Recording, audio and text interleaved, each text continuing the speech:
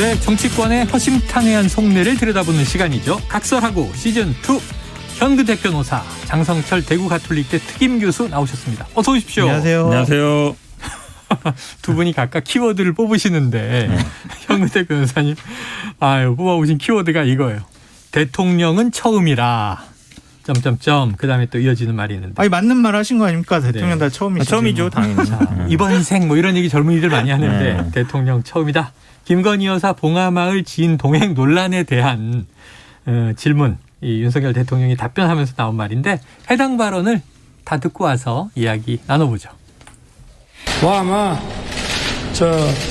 여사님 만나러 갈 때 좋아하시는 빵이든지 뭐 이런 걸 좀 많이 들고 간 모양인데 부산에서 그런 거 잘하는 집을 안내를 해준 것 같아요. 공식적인 그 수행이나 비서팀이 전혀 없기 때문에 혼자 다닐 수도 없고 저 방법을 알려주시죠.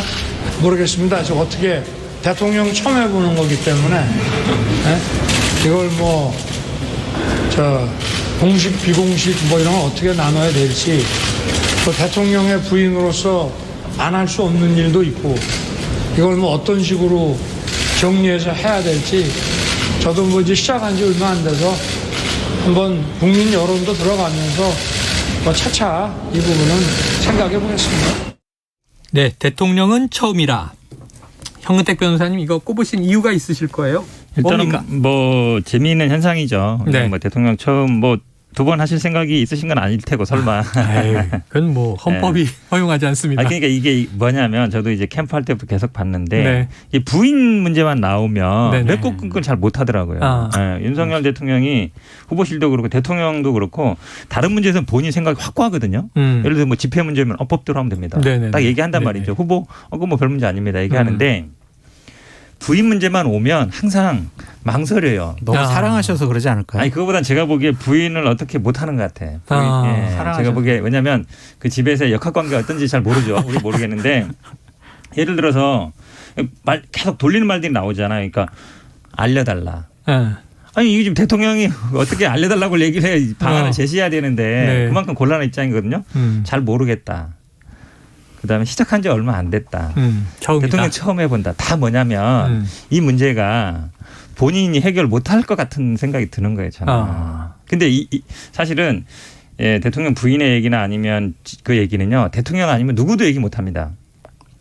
못할까네요. 예를 들어서 뻔히 아는데 대통령도 지금 곤란한 입장인데 대통령도 어찌 보면 이게 부인한테 저 조직 만들어서 그냥 할 테니까 해. 아니면 그냥 집에 그냥 있어. 이렇게 말을 하면 되는데 그렇게 말을 못한다는 거잖아요. 그러니까 제가 보기에 이제 추측이죠. 김건희 여사는 뭔가 하고 싶은 것 같고 공약은 해놨고 근데 저는 아마 윤석열 대통령도 이거 보면 이 말을 보면 안 나왔으면 싶은 그런 생각도 좀 있는 것 같아요. 본인도 좀 난감할 것이다. 있는 것 같아요.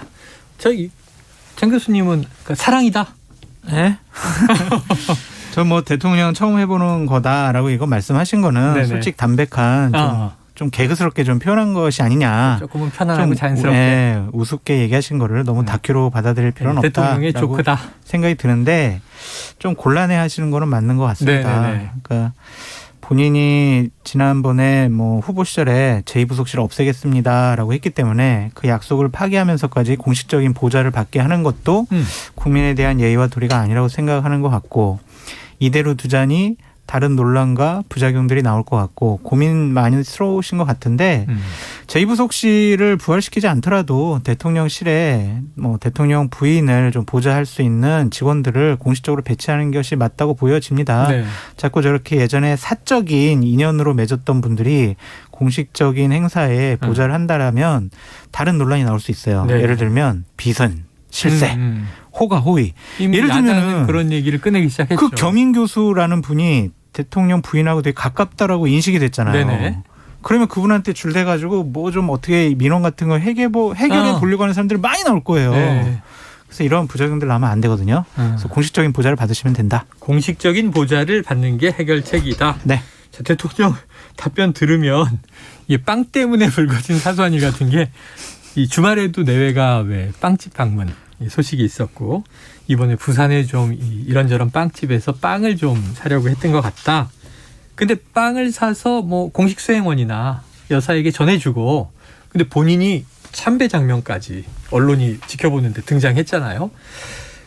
이게 공식 라인에서 챙길 수 있었던 것 아닙니까? 아직 없다 하더라도. 아니 그러니까 저도 좀 지금 일단 직원 채용도 문제거든요. 코바나에서 있었던 분 저 둘이니까. 일부에서 다뤘어요. 다뤘죠. 코바나 컨텐츠 직원인 줄 알았던 언론이 있고 네. 대통령실은 그중에 2명은 채용을 했다는 거 아니에요. 네. 4분 가는 되는데 한 분은 지금 겸임교수라는 분이고 3분이 대통령실 직원이라는 건데 네네. 2분은 이제 코바나에서 일했던 컨텐츠 분이고 한 분은 이제 뭐 네. 보좌관 출신이라는 건데 뭐 보좌관 출신은 뭐 이럴 수도 있다고 보고 그럼 이제 결국 코바나 직원을 채용한 거잖아요. 대통령실에. 네, 그럼 사실상 그 부속실이 제2부속실이 뭐 2-3명 정도밖에 안 돼요. 인원이 원래. 네네네. 네, 그러면 사실은 그냥 제2부속실 이름이 뭐가 중요합니까? 어. 전담하시는 분이 있는 거 아니에요. 그러니까 여사님을 공식적으로 그렇죠. 수행하는 직원이 있다. 근데 이제 국민의힘 쪽에서 뭐라 그러냐면 그건 부업이고 주업은 다른 거다. 그러면 코바나에서 일하던 분이 대통령실에 가서 무슨 일을 하겠어요? 근데 이분들을 무시하는 게 아니고 예를 들어서 뭐 김건희 여사 수행하는 건 아니면 도와주는 거 어쨌든 가까우니까 채용했을 거 아니에요. 네네. 그럼 이제 다른 일은 하고 부업으로 이제 김건희 여사 보좌한다는 건데 그럼 더 이상해요. 맞잖아요. 가까운 사람, 그러니까 원래 이제 부속실이나 이런 데 편한 사람 채용할 수는 있거든요. 네네. 왜냐하면 그런 걸 너무 뭐라 하면 안 돼요. 왜냐하면 아주 홍보 가까운 담당, 사람. 뭐 그렇죠. 기획 담당 있는데. 그렇죠. 그럼 이제 오히려 주업으로 뭐 할까 이 사람들이.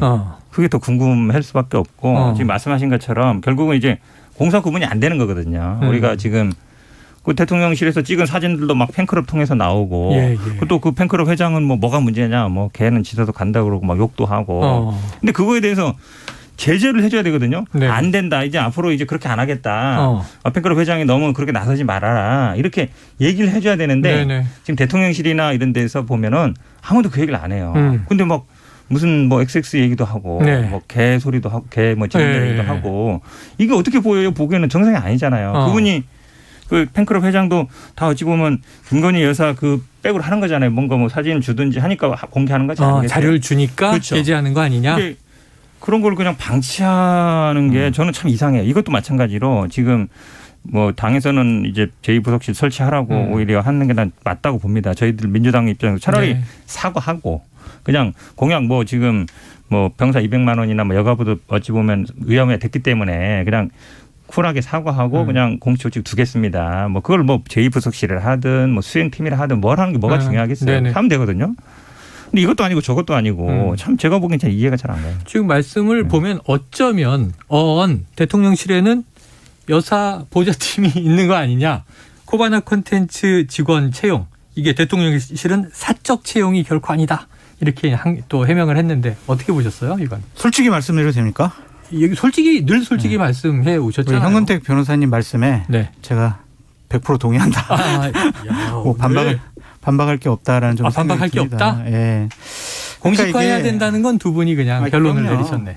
그러니까 이게 전 조금 김건희 여사가 조급한 부분이 있는 것 같아요. 왜냐하면 지난 후보 시절에 저는 남편이 대통령이 되더라도 부인의 역할에 충실하겠다라고 얘기하셨잖아요. 근데 지금 모습은 부인의 역할에 충실하신 것이 아니라 본인이 나오면은 대통령에게 도움이 되고 대통령 지지율을 견인하는데 더 유리하고 긍정적이다라고 판단을 하시는 것 같습니다. 아무리 생각해도 그거는 좀 적절한 판단이 아니라는 좀 생각이 드는데 더 큰 문제는 뭐냐면 현 변호사님께서 잘 지적해 주셨듯이 어느 누구도 김건희 여사나 대통령에게 이거 이러시면 안 되는데요. 이거를 얘기하는 분이 없는 것 같아요. 그것이 더 큰 문제다라는 생각이 듭니다. 그러니까 이게 직원을 지금 하는 사람이 없다. 아니되옵니다라고 해야 되는데 그게 이렇게 안 방송에서는 많이 대안도 이야기하고. 근데 이제 더 큰 문제가 뭐냐면 하고 하는데. 대통령께서 나 진짜 어떻게 될지 모르겠어. 나 방법 좀 알려줘라고 얘기하셨기 때문에 밑에 있는 참모분들은 이제 김건희 여사에 대해서 아무 말도 못해요. 대통령도 어쩔 수 없는 분을 우리가 뭘 어떻게 하겠냐라는 그런 이미지가 사인을 준 거일 수밖에 없거든요. 지난 대선 과정 중에서 윤석열 대통령의 가장 큰 아킬레스건은 김건희 여사라는 얘기가 많았었는데 지금 대통령 5년 동안에도 자칫 잘못하면 김건희 여사가 좀 대통령을 어렵게 만드는 하나의 중요한 요인이 되지 않을까 걱정스럽습니다. 자, 주말에 뭐 대통령 내외가 영화 보고 팝콘 먹고 뭐 이런 거는 이제 좀 일상활동이라 치고. 안 돼요, 그것도. 아, 그것도 안 돼요? 안 돼요. 그건 일상활동이 아니고 소통이 아니에요. 아, 그래요? 예를 들면 열린음악회처럼 네네네. 국민들 속에서 같이 호흡하고 같이 음악 듣고 하는 거는 소통, 일상생활을 할 수 있어요. 그런데 영화 보고 빵집 가는 거 경호원들이 다 차단했잖아요. 통제했잖아요. 네네. 그건 일상이 아니죠. 그런 특혜와 권위로 보여질 수 있습니다. 예. 그래서 이거를 누가 아이디어를 내가지고 저런 네네. 형식의 이벤트를 했는지 모르겠지만 네. 상당히 좀 부적절하고 안타까운 네. 부분이 많이 있습니다. 아, 이렇게 엄중하게 보시는데 제가 저도 사실은 제가 죄송합니다. 섣불렀습니다. 100% 네. 동의하는데요. 지금 이제 공식이냐 비공식이냐 뭐 공개할 거냐 비공개할 거냐 이렇게 혼동하시는 것 같은데 뭐 공개 비공개야 뭐 언론에 대해서 다양하는 거니까 네네네. 문제 없는데 공식 비공식은요. 저는 대통령은 비공식 일정은 없다고 봐요. 아, 다 그럼요. 공식이다. 네, 그럼요. 왜냐하면 말씀하신 것처럼 다 같이 움직이거든요. 경호팀도 움직이고 뭐 전파 차단도 하고 다 움직인단 말이에요. 네, 그러면 네, 네. 누군가는 불편을 받고 그게 다 세금 아닙니까? 네네. 그러면 공식 일정이에요. 공식이다? 아무리 뭐 빵집을 가고 네, 영화를 보러 가더라도 그래요. 그냥 개인적인 일정이 아니다. 저는 그래서 집 밖에 나오면 다 공식 일정이다. 대통령과 네네. 부인은. 저는 아마 임기 동안은 그렇다고 봐야 됩니다. 봉화마을에 간 것도 이게 비공개일 순 있으나 공개는 다 됐고 이미 비공식일 순 없다. 왜냐하면 이제 대통령실 직원이 수행을 한 순간 그럼요. 세금도 아니 그리고 쓰이는 일반 거죠. 사람들이 가면은 화내지는 마세요. 권양수 여사께서 만나 주시겠어요? 아, 그렇죠. 제가 만약에 좀 찾아뵙고 좀 인사 좀 드리겠습니다. 그럼 만나 장 주시겠냐고요. 교수님은 유명하니까 혹시 지금 현직 대통령 부인이시니까 네. 권양수 여사가 만난 거죠. 그러면 이건 그래요. 공식 일정이다라고 볼 수밖에 없죠. 알겠습니다. 뭐 이미 취임식 때 이제 김건희 여사 등장했고 심지어 바이든 미국 대통령도 만나서 네. 인사 나누고 또 박물관 안내했고 지금 이달 말에 지금 나토에 가는데 네. 같이 간다는 거죠? 그러시겠죠. 나토 정상회의에. 기본적으로 거기서 정상회의를 해야 되니까. 알겠습니다. 자, 더불어민주당 윤호준 전 비상대책위원장이 본인과 김건희 여사가 이른바 줄리 의혹과 관련한 이야기를 나눴다는 내용이 보도된 것에 유감을 표명했습니다. 이게 김 여사 앞에서 윤 전 비대위원장이 활짝 웃는 사진 공개돼서 당시 지지자들 항의가 많았는데 자, 해당 대화 내용을 이걸 확인해 준 걸로 봐야 될까요? 이게 유감을 표현한 이유 뭘까요? 현 변호사님. 아니 유감 뭐 아니다라고 안 했으니까 내용은 인정한 셈.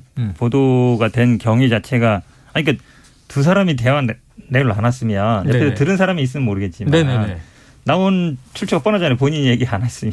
본인, 그러니까 이제 그 본인. 부분에 둘 중에 약간 하나. 네. 불만을 표시한 것 같고 이 처음 나올 때부터 그랬죠. 이게 대통령실에서 사진 출처가 돼 있어요. 예. 그러다 보니까 이 처음 나왔을 때도 굉장히 당원들한테 이제 많이 아니 뭐가 그렇게 좋냐 이게 비판을 많이 받았거든요. 네. 그때도 근데 뭐 그 원래 파평윤 씨 종친이다 이 얘기 나왔었거든요. 네, 맞아요. 예, 그러면서 이제 끝난 얘기인데 이게 다시 나오니까 그게 아니다. 뭐 줄리 얘기했었다 이런 얘기 나오니까 그 윤호중 전 비대위원장 입장에서는 안 좋죠 기분이. 그때도 안 좋았는데 다시 재론되는 것 같아서 좀 뭐 제가 보기엔 이 출처는 제가 보기엔 뭐 두 사람 중에 한 사람일 텐데 네. 좀 그런 것 같습니다. 자, 좀 그렇다. 출처가 문제다 이렇게 짚으셨고요. 자, 지금 현근택 변호사 장성철 대구 가톨릭대 특임 교수와 각설하고 시즌2 함께하고 있는데 지금까지 현 변호사님이 꼽으신 주제 대통령이 처음이라 해봤고요. 장성철 교수님이 꼽으신 주제는 이재명 이재명의 의원의 미래. 이재명 의원의 미래. 이유는요? 두 가지로 위험해 보여요. 네. 하나는 지금 당 내외에서 이재명 의원이 이번 전당대회에 당대표로 출마하는 것은 부적절하다라는 얘기가 네. 상당히 이제 점점 많이 나오고 있습니다. 그렇다면 본인이 정치적인 로드맵으로 생각해온 전당대회 나가서 당대표 되고 2024년에 내 사람들 많이 공천시켜서 그 힘을 갖고 2027년에 나는 대선에 출마할 거야. 이러한 공식이 깨질 수도 있다라는 좀 생각이 들고요. 또 하나의 위험 요인은 사법 리스크입니다.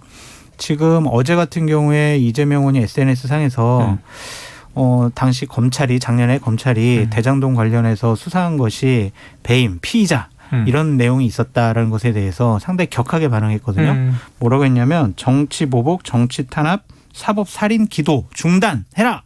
이런 식으로 강하게 요구를 하고 있어요. 본인이 위험을 감지한 것 같다라는 생각이 들고 오늘 어느 한 언론 보도에 의하면 백현동 문제와 관련해서 또 압수수색하고 조사를 하고 있다라는 얘기가 나오고 있지 않습니까?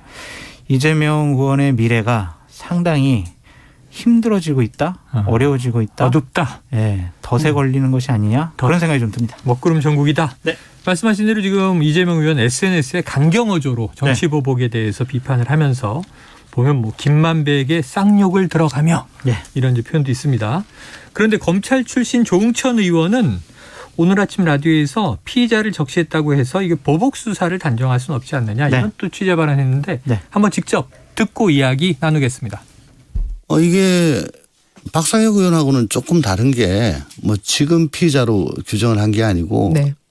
작년 대선 때 11월. 그때 이제 피의자로 적시를 하고 다른 공범들에 대한 수사가 진행이 됐다는 거잖아요. 그렇죠.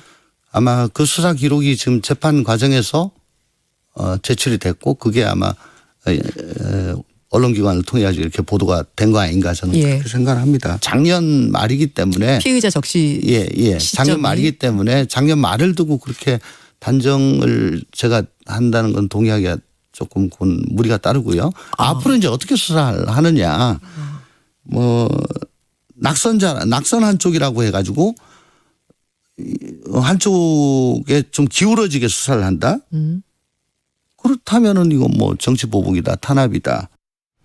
네, 피의자로 적시된 시점은 지난 정부, 그러니까 문재인 정부 때여서 피의자라는 것만으로 이게 정치 보복이다 이렇게 단정하기는 어려운데 앞으로 수사를 봐야 한다 이건데 자 조응천 의원이 그럼 이재명 의원과 좀 선을 긋는 것이냐 뭐 이런 정치적인 해석들도 있어요. 현 그건 아닌 변호사님, 것 같아요. 현 변호사님 그건 어떻게 아니에요. 보세요? 왜냐면 이제 그건 아니다. 조응천 의원이 뭐 검사 출신이고 법률가다 보니까 예. 법률 법적으로는 맞아요. 그냥 법적으로는 어찌 보면 고발을 당하거나 이렇게 되면 이제 피의자가 바로 되는 거예요. 네네네. 저도 뭐 맨날 방송 여러 번 한 고발 네. 많이 당하면 여기서 법조인이시고. 여러 건 이제 피의자 되는데 근데 이제 이 정치적인 의미가 있는 거죠. 네. 이게 이제 언론에 공개되는 거. 네, 왜냐하면 사실은 법적으로 당연히 고발당하면 피의자가 되는데 지금 이제 박상현 의원 같은 경우도 어쨌든 참고인인데 언론에 공개가 됐거든요.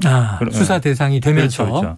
지금 이것도 마찬가지죠. 작년에 고발당했으니까 당연히 뭐 그게 뭐 피의자 됐을 것이라는 건 대충 다 알고 있는데 이제 적시됐다 이게 네, 보도에 네. 나오는 거잖아요. 결국은 그동안에 우리가 검찰이 이렇게 보면 항상 이제 뭔가 뭐 분위기를 쫙 언론에 이미 흘려놓고 다 이제 한 다음에 이제 수사를 많이 했단 말이죠. 네, 그런 네. 전추전을 보는 거거든요. 그러니까 비슷해요. 박상현 의원도 참고인이냐 피의자가 중요한 게 아니라 이제 그게 언론에 미리 이제 조율 중인데 나갈 거냐 말 거냐 얘기가 있었는데 이미 공개돼 버렸단 말이죠. 네. 그러면 이제 당연히 뭐 다른 언론에서 추가 취재가 들어가고 그러면 이제 혐의를 거의 기정사실화 해버리거든요. 이 건도 마찬가지예요. 그런 부분을 뭐 말하는 것 같습니다. 근데 조응천 의원의 마지막 말은 좀 동의하기가 어렵다고 네네. 말씀을 드립니다. 낙선한 쪽을 기울어지게 수사하는 것이 정치 보복이다, 탄압이다. 이것은 좀 아닌 것 같아요. 왜냐하면 대장동 사건과 관련해서는 또한 산업부 블랙리스트 사건과 관련해서는 작년 전부터 문재인 정권 하에 검찰이 수사를 해온 거거든요. 근데 제대로 수사 안 되게 친문재인 정권 검사들이 막았다라는 평가들이 있었고 그것과 관련해서 이제 신정부 들어서서 제대로 검찰이 수사하는 것이다라고 말씀드릴 수밖에 없고요. 불법과 비리와 잘못과 여러 가지 의혹들이 있으면 검찰과 경찰은 수사해야죠. 수사하다가 전임 민주당 대선 후보 이재명 후보랑 관련이 돼 있으니까 수사 안 해야지? 수사 덮자? 이게 맞나요? 그러니까 예를 들면 자 이재명 의원 관련해서 자 대장동, 백현동, 그다음에 법인카드 건 말고 다른 것도 파봐. 다른 무엇이 있나 탈탈 털어봐. 이러면 정치 보복이죠. 근데 이러한 것들은 이미 수사가 진행된 것 제대로 수사해 보겠다라는 건데 그것을 정치 보복으로 몰고 가면 안 될 것 같고 형평성 문제를 따지려면 네. 저는 이 부분엔 동의를 해요. 윤석열 대통령의 장모 그리고 대통령 부인에 대한 여러 가지 수사들 네. 제대로 진행돼야 된다고 생각이 듭니다. 공정과 정의롭게 이중잣대를 갖지 않고 네네. 우리 편, 우리 진영, 우리 사람과 관련된 문제도 철저하게 수사를 해야 된다. 네. 그것이 바로 정권 교체를 원했고 네. 문재인 정권을 심판했던 국민의 뜻에 부합하는 행위다라고 예, 공정과 말씀드려요. 상식이다. 그래서 이제 봐주지 않았으면 좋겠어요. 우리 편이라고. 그냥 추상같이 검찰, 경찰 할 일 했으면 좋겠다라는 생각이 듭니다. 네. 언론적으로는 이제 그렇게 말씀드릴 수 있는데 지금 이제 돌아가는 상황 보면 그게 아니죠. 네. 지금 다 말씀처럼 예를 들어서 뭐 주가 조작이나 학력 조작은 이거 뭐 제가 보기 수사 자체도 해야죠. 안 해는 것 같고 해야죠. 지금 뭐 논문 문제도 마찬가지잖아요. 뭐 네, 대학에서 네. 뭐 하는지 모르겠어요. 어쨌든 몇 년째 끌고 있잖아요. 그러니까 그렇게 되는 거거든요. 결국 눈치 보는 거거든요. 근데 어쨌든 민주당 쪽 이분들은 부담이 없으니까 네. 경찰이라든지 검찰에서 어떻게든 건선해서 이제 예? 실적 쌓아야 되는 거니까 이제 그렇게 흘러가는 거거든요. 그런 시그널을 계속 주고 있죠. 네네. 왜냐하면 경찰도 결국은 지금 행안부라든지 통해서 뭔가 좀 뭐 계속 뭐 차기 경찰청장에 대해서도 면접도 보고 경찰도 네네네. 설치한다. 뭔가 얘기 주는 거거든요. 그러면 당연히 그 밑에 있는 일선 경찰들도 눈치를 봐요. 저래야 내가 따라가야 승진도 하고 잘 되겠구나. 네. 어느 쪽으로 가야 되지? 그게 보는 거거든요. 그러니까 그런 거 말씀드리는 거예요. 예. 자, 양쪽 다 추상같이 공정하게 해야 한다. 자, 교수님 말씀에. 근데 좀 기울어져 있지 않느냐? 저쪽은 안 하고 이쪽만 많이 하지 않느냐? 지금 이재명 의원 관련해서는 경찰이 하는 수사도 있고 검찰이 하는 수사도 있는데 최근에는 지금 100여 곳 법인카드 관련 100여 곳 압수수색을 한 게 좀 과잉, 무리 아니냐 이런 또 반론도 있고요. 어렵습니다. 자, 어렵습니다. 네. 자, 반면 이 산업부 블랙리스트 의혹 관련해서 우상호 비대위원장 비롯한 민주당의 반발, 이거 전임 청와대를 겨냥한 거 아니냐? 장 교수님 이건 어떻게 보십니까? 이거는 환경부 장관 블랙리스트 사건과 거의 비슷하고 유사한 것 같아요. 비슷하죠. 환경 기관장들 임기가 있는데. 네, 장관이 그리고 청와대에 있는 분의 뭐 협조, 지시 아니면 소통, 조율 이런 걸 통해서 본인들이 원하는 사람을 채용하고 본인들이 원치 않은 사람들을 내쫓으려고 했다라는 것이 지금 검찰의 수사 아니겠습니까? 네. 구조가 좀 비슷해가지고 백윤구 전 장관이 구속영장이 이제 처리가 되지 않았지만 결국에는 거기에도 분명히 이렇게 돼 있잖아요. 어느 정도 범죄 혐의가 소명이 됐다. 다툼의 여지는 있지만. 네, 그렇기 때문에 처벌을 피하기는 어렵지 않을까라는 좀 생각이 들고요. 우상호 위원장 같은 경우에는 무조건 이건 정치보복 프레임으로 몰고 가야죠. 그래서 결국에는 이것이 불똥이 튈 것 같아요. 민주당 전당대회에. 네네네. 그래서 아니 지금 윤석열 정권이 우리 민주당을 지금 죽이려고 한다. 네. 정치보복을 통해서 감옥 보내려고 한다. 우리가 지금 싸울 때냐. 네네네. 갈등을 불러일으키면 안 된다라고 해가지고 당내 갈등이 좀 잦아들고 좀 윤석열 정권에 대한 대항 한 거를 더 하자. 결속에 불씨가 되지 않느냐. 네, 그렇게 좀 모일 것 같고 어찌 보면은 이재명 의원의 당대표 출마에 힘을 실어주는 행위가 될 것 같다. 왜냐면 핍박받고 사정받고 나 대장동 백현동 나 지금 수사받고 있어. 나 좀 지켜줘. 이런 거에 대해서 뭐라고 민주당 내에서는 반발을 못할 것 같아요. 자, 저 지금 정치 소설로 딱 이어졌어요. 그것까지 또 연결하는 건 아닌 것 같고 사실은 이게 제가 평론을 처음 해봐가지고 죄송합니다. 왜 평론계 후심자처럼 거짓말 하루도 몇 번씩 하시는데 사실은 이게 뭐지만 법을 잣대로 보면은 앞에 뭐 지금 환경부 장관 얘기도 했지만 뭐 판사들이 법률가들이 보면 아니 임기가 보장된 사람을 왜 나가라 그래 그러잖아요. 근데 현실에 벌어지고 있어요. 전현무 국민권익위원장, 한상혁 방통위원장 나가라고 하고 있잖아요. 권성동 오늘도 그 얘기 했거든요. 이것도 직권남용이에요. 아니 임기 보장돼 있잖아요. 내년 6월 7월까지. 근데 사실은 실제 정치에서는 안 그렇거든요. 그럼 이 지금 이 나가라고 지금 전화하는 사람 그다음에 지금 나가라고 공개 회의하는 사람 다 수사할 거예요. 근데 원내대표가 해도 직권남용이 걸릴 수가 있어요? 아니 사실은 이게 정치이기 때문에 지금 말씀 잘하셨는데 그러니까 원래는 그 형식적인 권한에 안 들어와요. 맞잖아요. 예를 들어 대통령이라든지 뭐 장관이나 이런 사람들은 권한이 있으니까 인사권자고 인사권이 있기 때문에 그 사람이 얘기하는 건 직권남용이 되고 인사권이 없는 사람이 얘기하는 건 직권남용이 안 된다는 게 지금 법원의 태도인데 그 자체가 모순이죠. 그러니까 지금 권선동 의원이 얘기하는 건 어찌 보면 그 기준으로 보면 직권남용이 안 될 수 있는데 그거 얼마나 형식적인 논리예요. 왜냐하면 여당 원내대표가 얘기하면 당연히 장관 얘기하는 것보다 더 세겠어요? 약하겠어요? 더 세죠. 그러니까 어찌 보면 그 형식 논리에 빠지면 안 된다. 그러니까 저는 이 지금 산업부도 마찬가지라고 보는데 예를 들어서 뭐 여당 의원이 그 당시에 이제 민주당 의원이 물러나세요 이랬으면 이제 직권남용 안 되고 장관이 했으면 직권남용 되고 그거보다 더 중요한 문제는 이거란 거죠. 임기가 보장됐다고는 하지만 정무직이고 이런데 이런 사람 나가라고 하는 걸 직권남용으로 처벌해야 되느냐? 저는 그 근본적인 의문이 있어요. 그래서 어제 이제 여기 이상돈 교수, 이현주 전 의원이 자 이제 정무직은 그 범위를 정해서 이 대통령과 같이 가는 사람들이니까 그렇죠. 임기를 좀 맞췄으면 좋겠다. 맞아요. 항상 이 엇박자 때문에 매번 벌어지는 일 아니냐 그랬는데 어제 그 이상돈 교수가 재밌는 얘기를 했어요. 백운규 수사는 피바람의 전초전이다.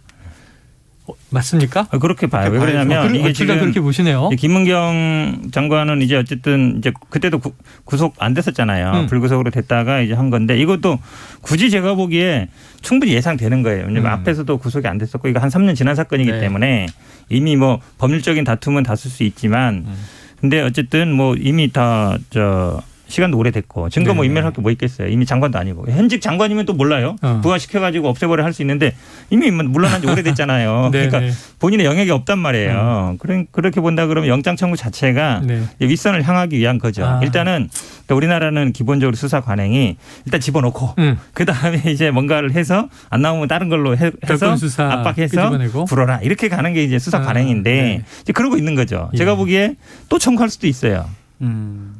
왜냐하면 어떻게든 집어넣어야 되니까. 근데 그거 자체가 제가 보기에 목적이 있는 거죠. 네, 지켜보도록 하죠. 두 번째 영장을 청구할지 뭐 불구속 상태에서 기소를 할지. 네. 자, 그런데 아까 장 교수님 미래 정치 전문가 미래를 보는 아까 이제 이 8월 민주당 전당대회 그림 윤석열 정부에 대항하기 위해서 똘똘 뭉칠 것이다. 단합.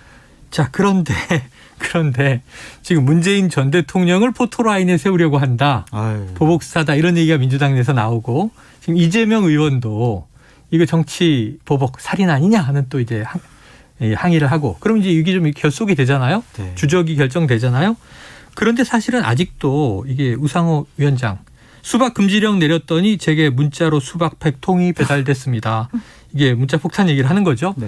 우상호 비대위의 미래도 좀 점을 쳐주십시오. 미래는 특별히 뭐 없어요. 그냥 없어요? 네, 그냥 현상 유지다. 현상 유지다. 네, 그냥 룰 새로울 게 바꾸기도 없다? 상당히 어려울 것 같고요. 네. 현재 갈등이 증폭되지 않도록 위기 관리를 잘 해서 전당대회가 원만하게 이루어지도록 하는 것이 우상호 비대위의 근본 뭐 설립 아니면은 존재 이유다라고 말씀드릴 수밖에 없고요. 뭐를 특별히 혁신할 수 있거나 뭐 쇄신 개혁한다라는 것은 좀 불가능해 보입니다. 그래서 우상호 비대위의 미래는 그냥 현상 유지. 현상 유지다. 본전만 해도 다행이다. 본전만 해도 다행이다. 네. 자, 그렇게 그럼 현 변호사님 어떻게 보세요? 아니 그래서 걱정이죠 저는. 그럴 것 같아요. 이게 두 분이 오늘 굉장히 경계가 없는데. 아니 저는 계속 방송 나와서 얘기해요. 네. 국힘당만큼만 하자. 훨씬 민주적이고 아니 3개월 한 달로 줄였다는데 우리는 그냥 3개월만 해도 되고 컷오프 이런 거 중앙에서 하지 말고 그냥 여론조사 반반 하자. 네네네네. 당심 민심 반반. 민주당 굉장히 복잡하게 돼 있어요. 컷오프는 중앙에서 대의원 또 고쳐질 가능성이 없어요? 근데 이제 유일하게 지금 얘기 나오는 게 이거 비율만 지금 1대 뭐 80이다 이런 얘기가 나오니까 60이다 80이다 얘기 나오니까 이거를 뭐 1대 20이나 30으로 줄이려고 하는 것 같은데 아니 대의원을 원래 대의원이라는 거는 당원이 뽑아야 되거든요. 우리 당은 그냥 지역위원장 임명해요. 말이 안 되잖아요. 그러니까 대의원이 조직표잖아요. 다. 조직표죠. 근데 뭐 1대 60, 80 되면 말이 안 되잖아요. 1인 1표. 1인 1표는 민주주의 상식이거든요. 그게 안 되는데 이게 핑계를 뭐 영남 지역에 뭐 당원이 없고 막 이러는데 그거 보정한다 그러는데 그거는 이제 아주 예전에 평민당일 때는 모르겠어요. 근데 그 이후에 막 우리 열린우리당 할 때 이미 다 했었거든요. 직선제로. 중앙위원회도 직선제로 했던 거란데 결국은 저는 이제 현상 유지, 기득권, 뭐 개파 영향력을 그냥 유지하고 싶다 이 얘기로밖에 안 들려요. 답답한 상황입니다. 오늘 두 분이 너무 분위기가 훈훈한데. 자, 그런데 어쨌든 민주당 전당대회 룰만 조금 합리적으로 바뀌어도 우상호 비대위의 혁신 중에 하나다 이런 평가가 나왔습니다. 자, 오늘 각설하고 시즌2 현근택 변호사, 장성철 대구 가톨릭대 특임교사 함께했습니다. 두 분 수고하셨습니다. 감사합니다. 고맙습니다. Splish splash, I was taking a bath.